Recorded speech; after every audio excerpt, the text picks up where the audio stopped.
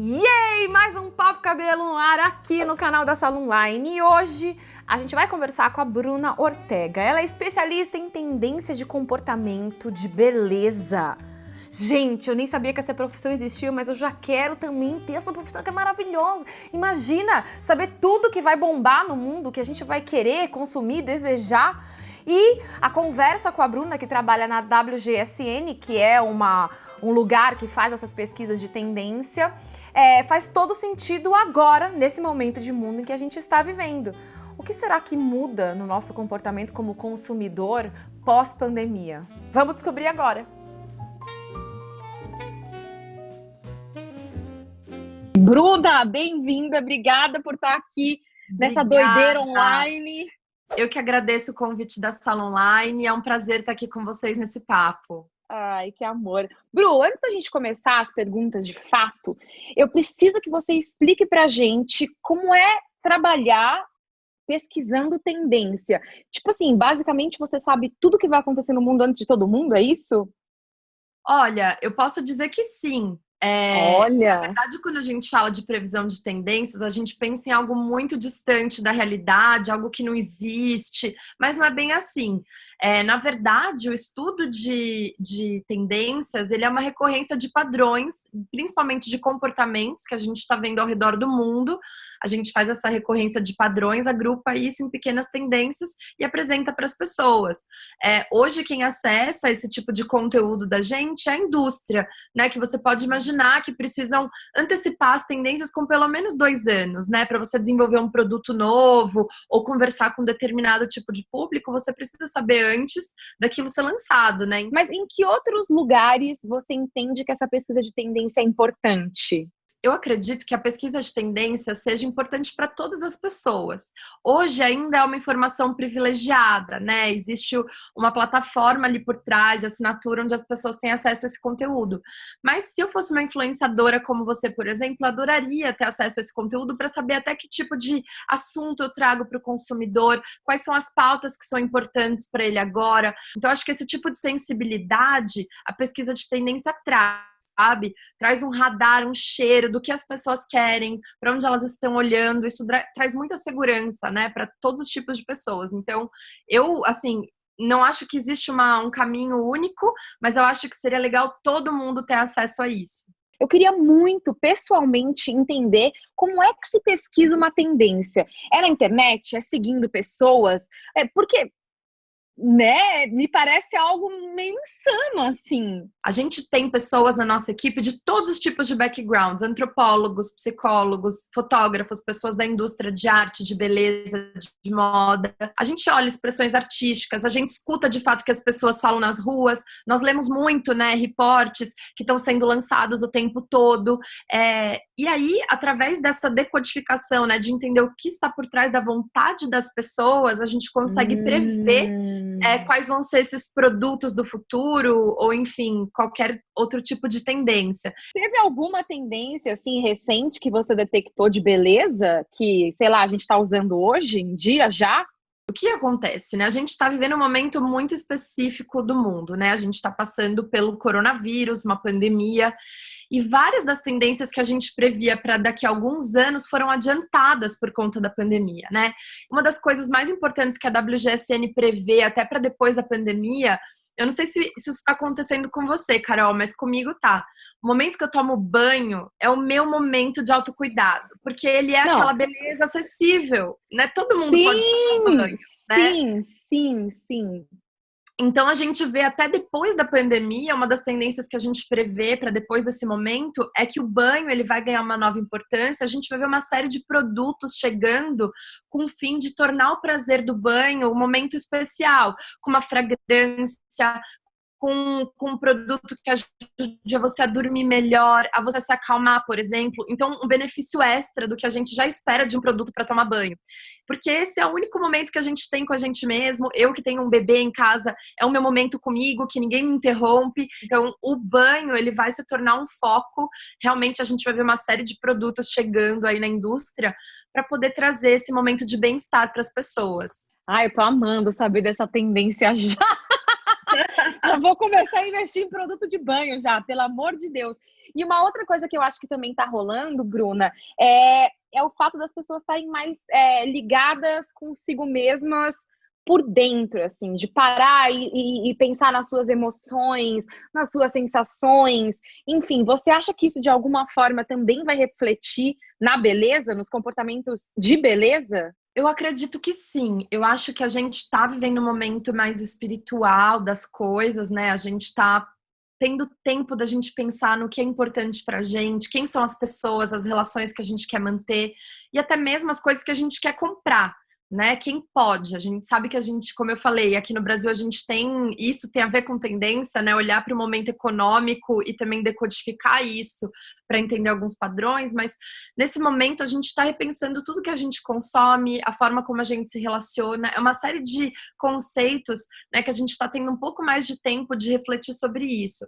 É claro que isso vai refletir também em compras de produtos, né, em consumo. Então, isso é muito importante, não só pelo momento econômico, mas também pelo que as pessoas estão dando valor nesse momento, né?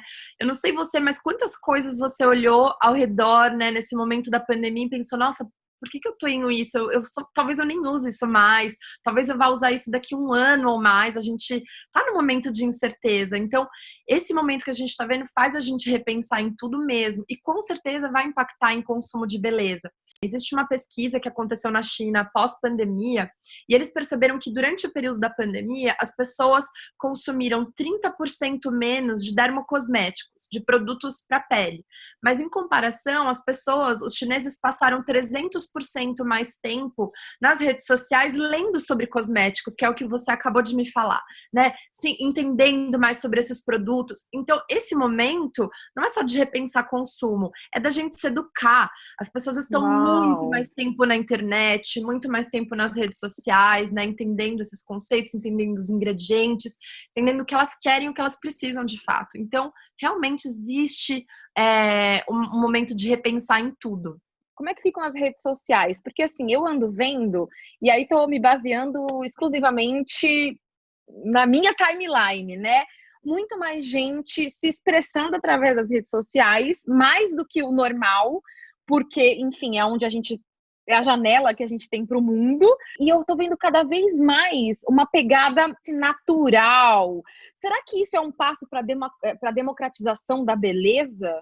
Eu acredito que sim. Uma das coisas que a gente falava, né, que iam impactar muito a indústria de beleza é o fato da gente olhar para um lado mais natural da beleza, por exemplo, né? A gente passou por uma fase de filtros do Instagram, muita maquiagem, o efeito mate super carregado, e agora isso vai dar abertura para o movimento de uma maquiagem, de uma beleza mais natural, né? Até porque a gente está nos relacionando com a nossa imagem de uma forma diferente, fazendo tratamentos em casa, cada um se virando como pode e até dando menos relevância para isso, né, do que antes, porque a gente tem a nossa vida, filhos, enfim, trabalho. E onde entra o consumidor nesse momento? O consumidor tem total responsabilidade e ele deveria ser o centro da criação de todas as coisas.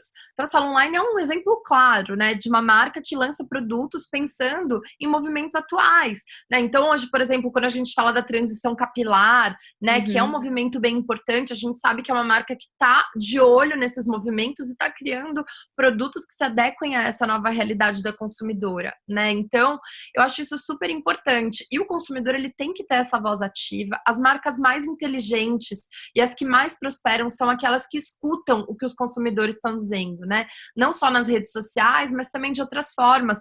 São as marcas que estão de olho nesses movimentos, né, das pessoas nas ruas, o que elas falam nas redes sociais, o que elas escrevem no saque dessas marcas. Há muitos anos atrás, o papel de uma marca no mundo, ao meu ver, era única e exclusivamente gerar desejo. Hoje, qual o papel de uma marca no mundo? A marca, ela tem um papel social muito importante. As pessoas já entenderam e elas já deixaram de acreditar na política, na economia, nas grandes instituições. E elas entendem que as marcas hoje, elas têm um poder político. A gente fala na WGSN que comprar cada vez mais é político. Antes você não tinha tantos concorrentes. Agora você tem 1 bilhão de marcas que você pode escolher. O consumidor, ele vai escolher aquela que tem a ver com seus valores. A gente está vivendo um momento em que todos os dias, algum veículo do mundo, é sério, publica uma matéria dizendo que é o fim do marketing de influência. Acabou o influenciador, cancelem todos. Eu vou ficar sem emprego, Bruna? Não, não vai. Assim como eu falei que as marcas, acabei de falar, as marcas elas estão buscando relações mais genuínas e humanas, né, com os consumidores. Aliás, os consumidores buscam isso das marcas. A mesma forma vai acontecer com os influenciadores. A gente na WGSN acredita muito no poder dos micro-influenciadores. O que vocês consideram um micro-influenciador? Eu tenho muita dúvida disso. Não existe um número delimitado de seguidores para a pessoa ser um micro-influenciador, mas são pessoas que não têm essa magnitude, que eles têm uma posição mais genuína, parece que não tem um interesse por trás. Então, essas recomendações que a gente chama de peer-to-peer, né, que são entre amigos, entre pessoas que você confia, ou até de micro-influenciadores, elas vão ter um poder muito maior do que os super uber influenciadores. A gente tem uma tendência que fala de locativismo, das pessoas olharem, você tá percebendo que as pessoas estão consumindo do local, elas estão preocupadas com o tiozinho da venda ali do lado, elas estão escutando mais a família, o grupo de Zap tem lá a importância dele, e aí ele vai começar a olhar também para micro-influenciadores. Então, eu moro na Vila Leopoldina, tenho o grupo Amigas da Vila Leopoldina, eu vou escutar o que a mulher lá da rua de trás, que tem 5.000 seguidoras, está falando, porque ela vai me trazer uma recomendação genuína, sabe? As marcas vão conseguir converter em vendas se elas apostarem em pessoas que têm um approach mais genuíno, mais real, sem interesse, né? Então, eu acho que nesse sentido, essas recomendações fazem muito mais sentido para o consumidor, né? Porque ele está querendo ouvir uma opinião de verdade, um produto que funciona. Então, ele não quer ser enganado, né, por ninguém. Mais do que nunca, todo mundo quer a verdade, né, cara? A gente quer relações reais, humanas. A gente está até nesse momento falando muito com as marcas que trabalham com a gente, que é a hora da gente eliminar o chatbot do e-commerce e colocar pessoas de verdade ali por trás. Ai, maravilhoso! Sim! Para dar dicas. Se você não sabe o que é chatbot, é aquele quando abre no site ali da marca, tal, no e-commerce da marca, abre aquele chat e aí quando você manda pergunta, vem uma resposta automática, tipo, digite 1, caso você tenha não sei o quê, digite 2, caso você não tenha.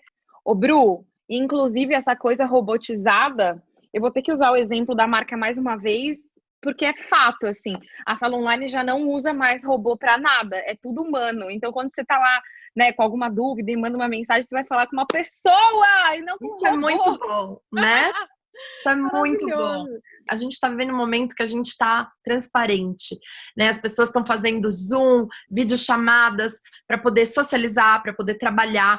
A gente vê a casa dos outros, vê a gente de um jeito mais natural, né? Como a gente estava falando, vê o filho entrando, vê um barulho de fundo que não era esperado.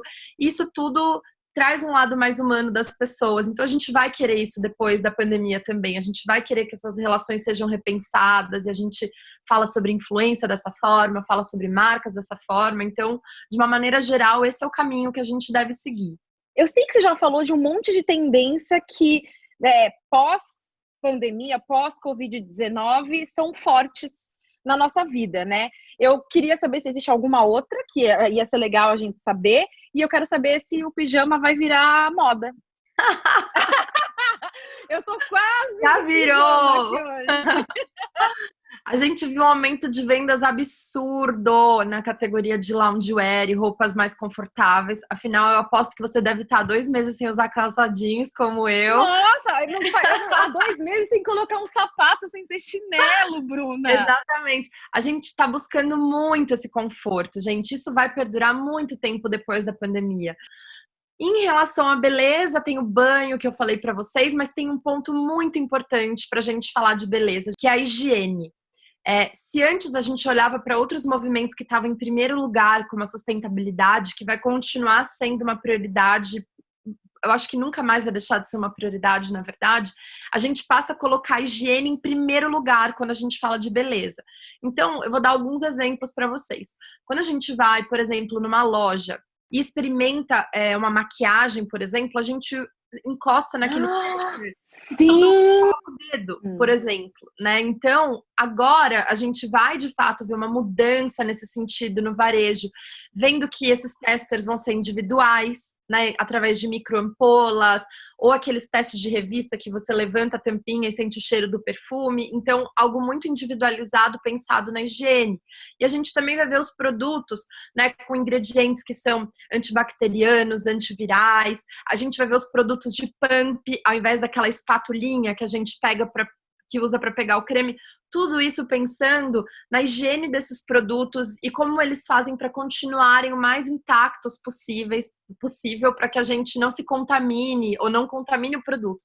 Então isso vai virar uma prioridade em tempos de pandemia e que não vai parar tão cedo. A gente vai ficar anos falando sobre isso porque estamos traumatizados. São muitos meses em casa, pensando na nossa vida, pensando nas coisas que a gente consome e a gente não vai esquecer tão cedo. Então, essa é uma das tendências que eu queria deixar aqui também.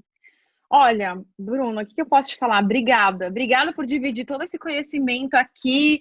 Nossa, eu amei a nossa conversa. Você falou coisas que eu não tinha. Esse negócio da higiene individual e tal, eu nunca tinha pensado. E faz todo sentido, é claro. Eu adorei participar aqui do papo. Foi um prazer estar aqui com você, Carol. E você aí, já detectou alguma tendência? Já pensou nisso? Me conta aqui nos comentários, eu vou amar saber. Um beijo e até o próximo vídeo. Tá se cuidando? Todo mundo que pode tá ficando em casa? Eu espero que sim.